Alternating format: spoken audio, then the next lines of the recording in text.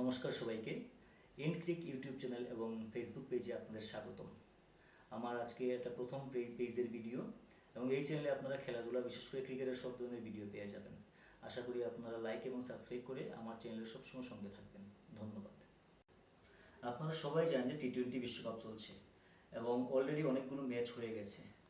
আজকে যেহেতু আমার চ্যানেল স্টার্ট করছি, তো আজকের ম্যাচগুলো বা আগামীকালকের যে ম্যাচগুলো হচ্ছে ওগুলো নিয়ে আজকে আমরা কথা বলবো।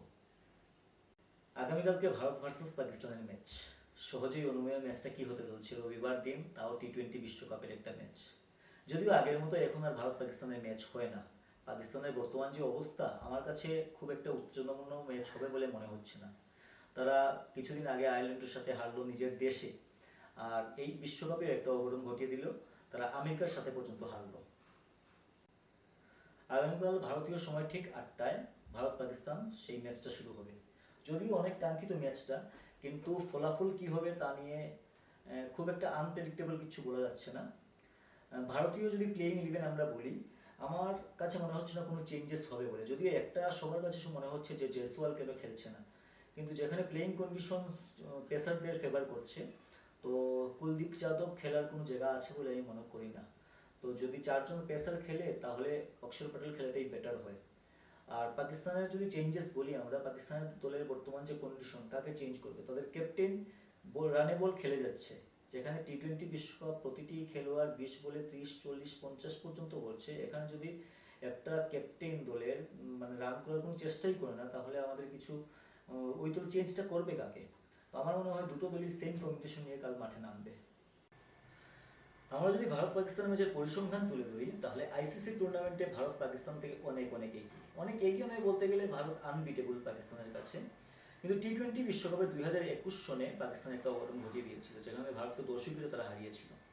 তাই ক্রিকেটে কোনো কিছু বলার সম্ভব না যে কোন দিন কোন দল বিজয়ী হবে, কোন দল ভালো খেলবে। আর আরেকটা জিনিস যদি আমরা লক্ষ্য করি, পাকিস্তান ভারতের সঙ্গে একটা আলাদাই দল হয়ে যায়।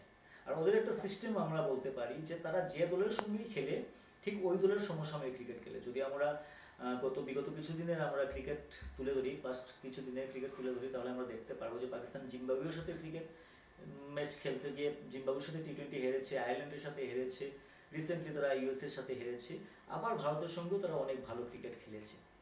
তাই পাকিস্তান সম্পর্কে আলাদা করে মানে যে কেউ বলতেই পারবে ওই ম্যাচ পাকিস্তান হারবে বা জিতবে, এমন কোনো বলার নেই।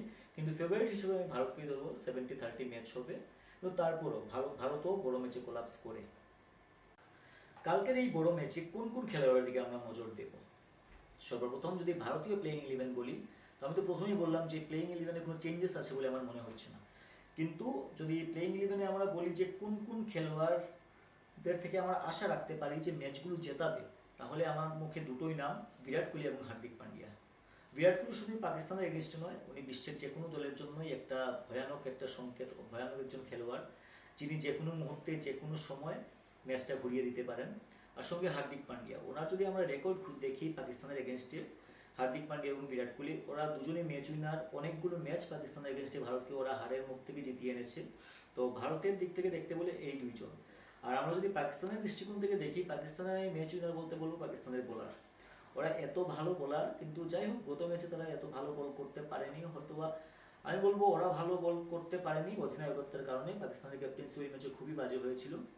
কিন্তু ভারতের যদি ওপেনিং বা ফার্স্ট প্রথম দিকে ব্যাটসম্যানগুলো ভালো না খেলে, তাহলে অনেকটা অনেকটা কঠিন হয়ে যাবে ভারতের জন্য ম্যাচ জেতা। কারণ পাকিস্তানের বোলার শাহিন শাহ আফ্রিদি, নাসিম শাহ, এবার মোহাম্মদ আমিরও যোগ হয়েছে দলে।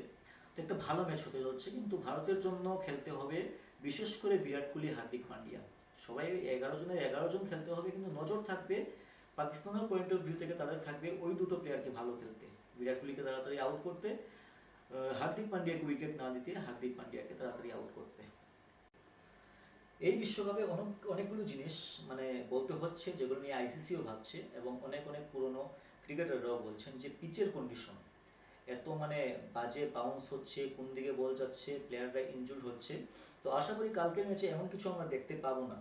ফার্স্ট ম্যাচে যেখানে ইন্ডিয়া এবং আয়ারল্যান্ড খেলেছিল, ইন্ডিয়ার আমরা দেখলাম যে রোহিত শর্মা এবং ঋষভ পান্ট দু তিনটা বলে এমনভাবে বিট হয়েছিল, তাদের শরীরে বল লেগেছিল এবং হয়তো তারা ইনজুর্ড হতে হতে বেঁচে গেছিল। তো আশা করি কালকের ম্যাচে এমন কিছু হবে না, কারণ দুটি দলের মধ্যেই ভালো ভালো পেসার আছে। আর পাকিস্তানের পেসার আমরা জানি কেমন, ভারতীয় পেসার দলেও ভালো ভালো পেসার আছে, বুমরা, সিরাজ। তো এমন কিছু যদি বাজে বাউন্স বা কোনো কিছু হয় তাহলে আগামী ম্যাচগুলোর জন্য দুটি দলেরই সমস্যা হবে। তো আশা করি কালকের পিচ এমন কিছু হবে না। তো সব কিছুই দেখতে হবে আমাদের, কি হয় কি না। তো আশা করি আপনারা সবাই খেলাটা ভালো করে দেখবেন, উপভোগ করবেন, এবং কালকের ম্যাচের ঠিক পরেই আমার চ্যানেলে আপনারা ম্যাচ সম্পর্কিত সম্পূর্ণ ভিডিও পেয়ে যাবেন। ধন্যবাদ, সবাই সঙ্গে থাকবেন এবং লাইক এবং সাবস্ক্রাইব করে আমাকে আরও এগিয়ে যেতে সাহায্য করবেন। ধন্যবাদ।